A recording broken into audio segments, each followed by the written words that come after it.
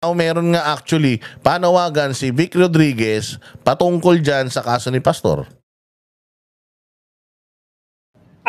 Huwag ninyong paglaruan ang kaso ni Pastor Apollo C. Quiboloy. Huwag ninyong paglaruan. Hayaan ninyong gumulong ng patas yung hustisya sa kaso niya. Wala pong kaso si Pastor Quiboloy kagaya ng binibintang ninyo. Bakit hanggang ngayon ay hindi maaksyonan yung kanyang petition for bail? Nagkabuhol-buhol na po yung pagsisinungaling ng witness ng prosecution. Hanggang ngayon, hindi po maaksyonan yung kaso ni Pastor Apollo Quiboloy. I know it's an equal and independent branch of government, yung judiciary. But ako naniniwala, magiging maisog yung presiding judge dyan at kanyang magbibigay pa siya ng ayon sa ebidensyang naisumiti o hindi naisumiti ng prosecution. At akin lagi nakakausap ang Ayun.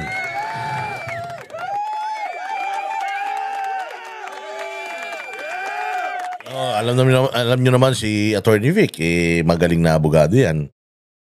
So, siya din alam din niya na masyado nang matagal. Pastor Apollo Quiboloy has been in jail for how many months now? And he was actually got sick because nasa loob siya ng kulungan. Sobrang init po sa loob ng kulungan, mga bossing. Sobrang hirap ng sitwasyon, enough para magkaroon siya ng tuberculosis, magka-pneumonia siya. And sa edad niya na 75, sobrang delikado na po ng mga sakit na yan. And I believe, personally believe, and all of us believe na Pastor Apollo Quiboloy is a victim of politicking in the Philippines. Politika lang yan. Oo, na you are imprisoning a person dahil lang sa politika, masamang-masama po yun. Kaya ako nananawagan doon sa napakagaling na huwes ng bail motion ng bail, ano yan? Yung bail yung judge dyan sa kanyang bail hearing, na sana ako'y naniniwala na magiging matapang siya at hindi siya magpapa-impluwensya sa mga sa mga masasamang espiritu sa gobyerno natin. Na alam ko na pinipressure ng gobyerno yan, pinipressure ng mga nasa DOJ yan, pinipressure ng Malacanang yan. I hope na being a co-equal body of this government, you will act independently, na hindi mo sisirain ang iyong reputasyon, matagal na malinis na reputasyon, dahil lamang magiging parte ka ng politika ng mga demonyo na yan. So,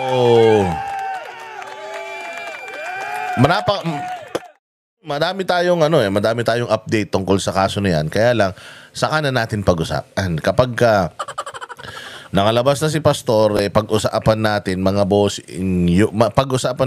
bossing, yung mga nangyari dyan sa hearing na yan. We are updated, pero kalma lang muna tayo. Ayaw natin pangunahan yung mga bagay-bagay. Ayaw natin na Pero ako, sa mga narinig ko na mga istorya tungkol dyan sa bail hearing na yan, I'm really positive.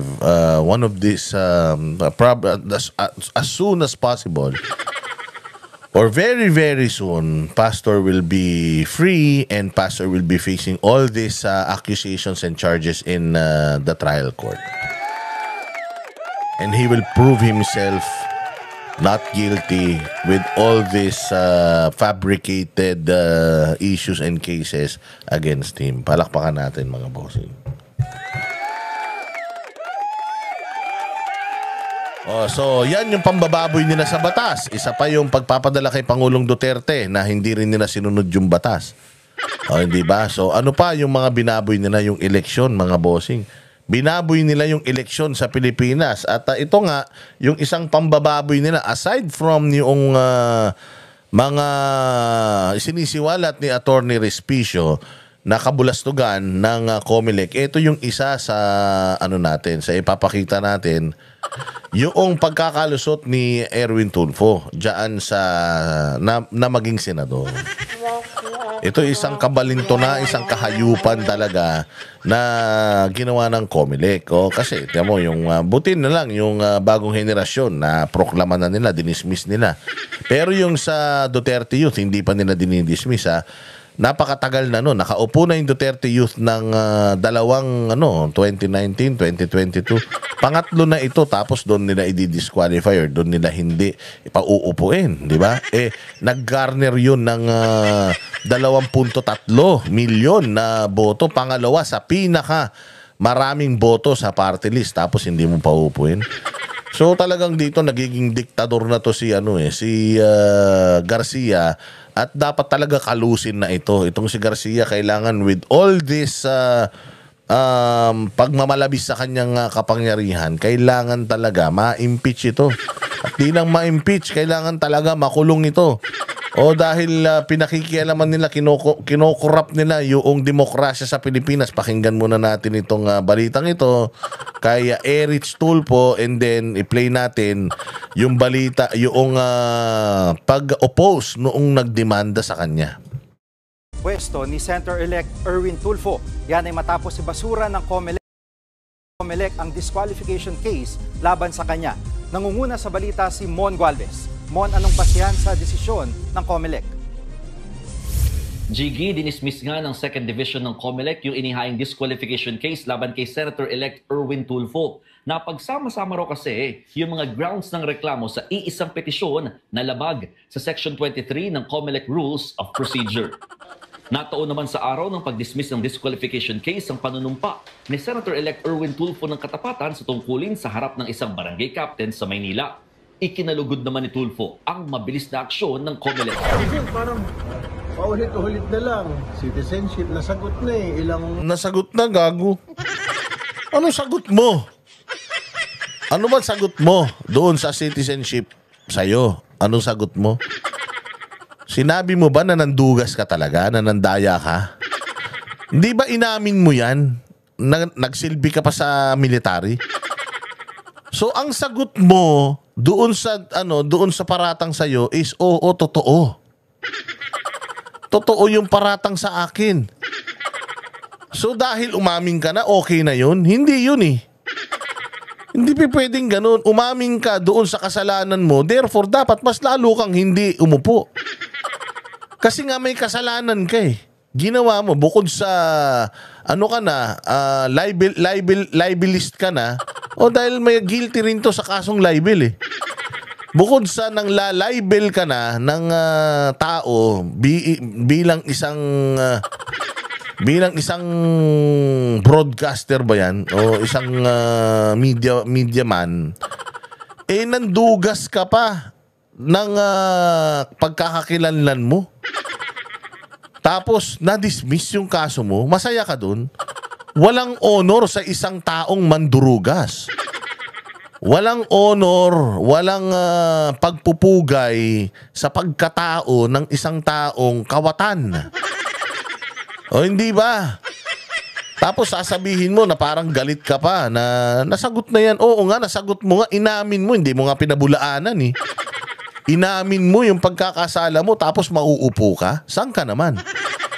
So kung ang isang kriminal magnanakaw sa kaban ng bayan, umamin na nagnakaw siya, okay na yon? Pwede na siyang umupo dahil umamin na siya? Di ba? Hindi ka karapat-dapat dyan. Unang-una sa lahat, alam ni Marcoleta yan eh. Kaya nga lumabas yung yan dahil kay Marcoleta eh. Hindi ka na-confirm as DSWD Secretary dahil sa issue mo na yan. Dahil sa kaso mo na yan, hindi ka na-confirm as DSWD Secretary. Ibig sabihin, you're even disqualified to hold position in the cabinet because of that. Tapos, naging senador ka? Oo, binuran niyo yun sa isip ng tao kasi nga, nakipagkasundo ka kay Martin Romualdez na bagong Supremo. Nakipagkasundo ka kay Martin eh. Kaya nga biglang-bigla, sabi ko nga eh, imaginein mo ang P3WD, hindi sila makaupo.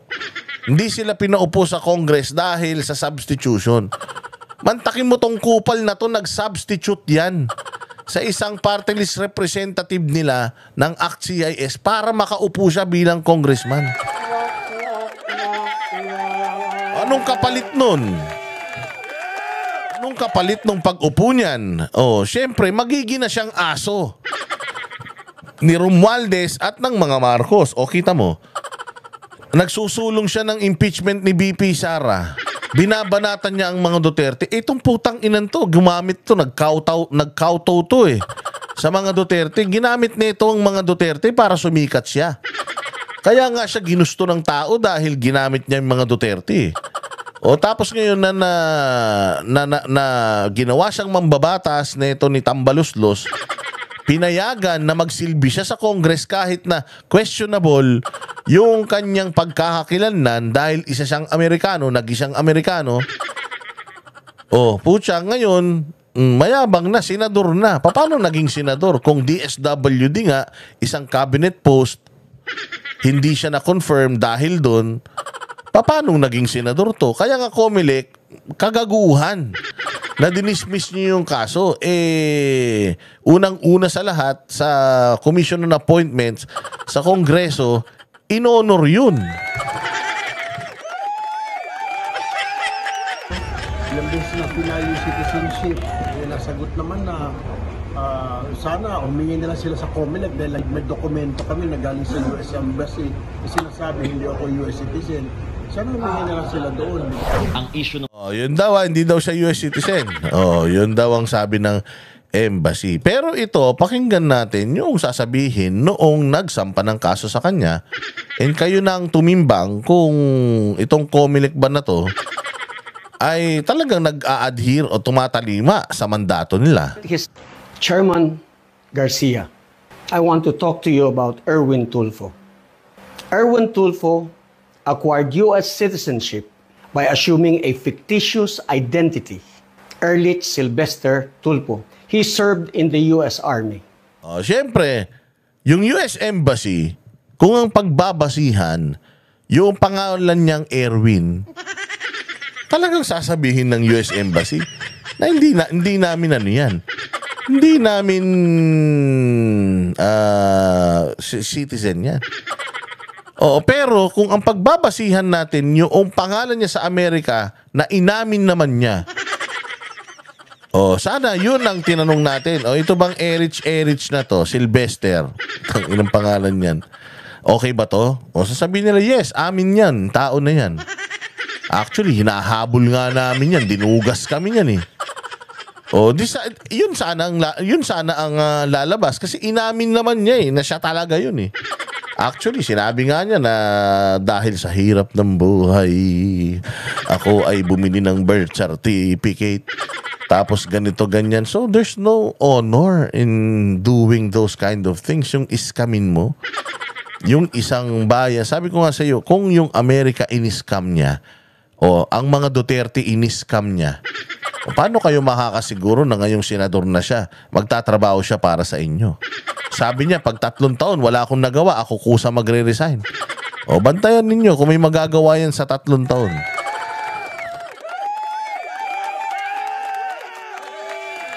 Diyan pa lang eh. May problema na tayo sa Comelec, diretso. Nabuko yan. Binawian siya ng US passport. He escaped to the Philippines to avoid getting prosecuted in the US. Nung nandito na siya sa Pilipinas, hindi siya naka-assume as DSWD Secretary because of citizenship issue. Surprisingly, naging congressman, nag-represent, pinayagan, kahit na hindi na siya natural-born Filipino. He ran for the Senate. Pinailan ko ng disqualification, hindi nyo ginalaw, tinulugan ninyo. I requested you, I moved to prevent his proclamation, you proclaimed him. But that never mind. That proclamation will not work for him because the issue that I raised in my petition is that did he or did they, all the Tulfos, did they qualify as candidates? Now you have to resolve that. Whether or not they qualified as candidates. Kahit na pinroclaim nyo pa, if they did not qualify as candidate, that's null and void. Mr. Garcia, how much? Grabe naman, how much? How much do you value the Constitution? Akala ko how much is that doggy in the window? Yung pala, how much do you value? Ano yun? How much do you value your love for the country? Ganun ba yun? Akala ko, how much is your soul? Violation po yan.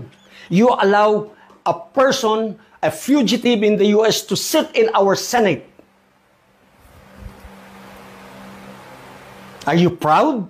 You're proud of yourself? Alam mo ba kung bakit natural-born citizens lamang ang pwedeng maging senador at congressman? Presidente na rin, tsaka vice-presidente. Pero ang pinag-usapan natin ngayon, senador, alam mo kung bakit natural-born citizens lamang ang pwede? Para hindi tayo maghalal ng Pilipinong gumawa ng kabalbalan sa ibang bansa at pagkatapos magbalik dito, tatawagin pa nating honorable. Naunawaan mo ba yan? Sabihin na natin, sige, yung sinabi kong he is a fugitive from justice sa Amerika, hindi, sige, hindi. Kahit na nag-submit siya ng falsified documents para makakuha siya ng US citizenship. And therefore, he violated US penal laws. Wala na yon. But the fact that he submitted falsified documents, that is dishonorable. Tapos, ngayon, senador natin, tatawagin natin honorable. Naunawaan mo ba yan, Mr. Chairman? We can do that, pero you rule on my petition. Pag-usapan natin, let the Supreme Court decide. Ayan.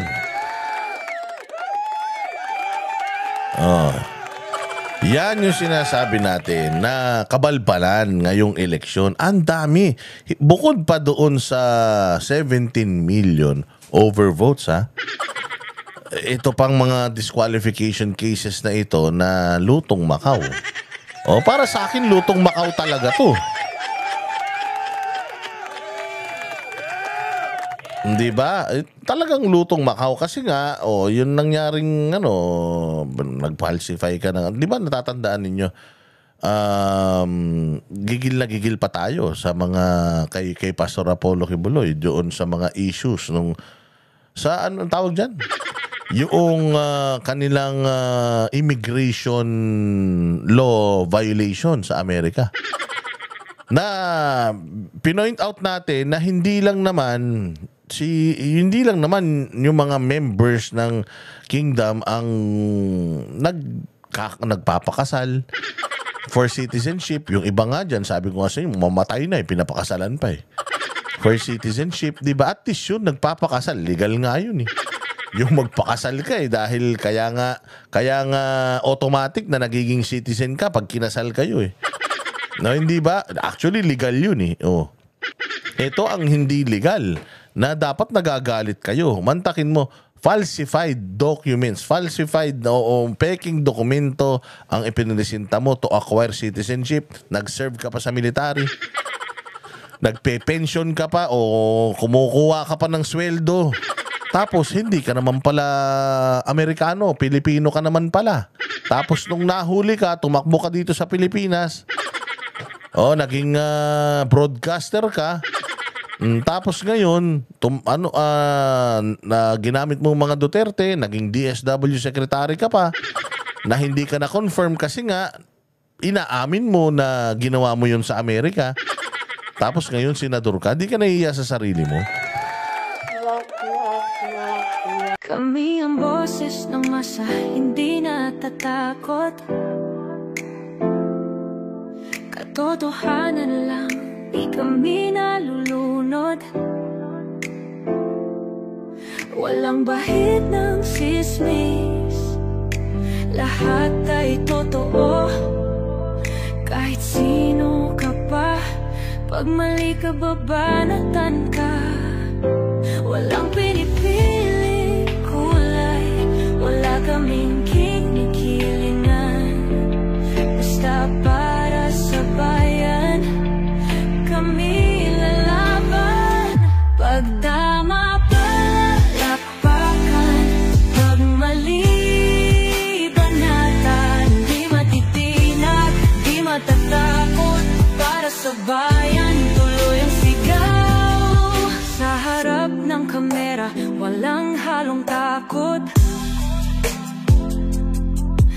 mga baluktot, lahat kayo'y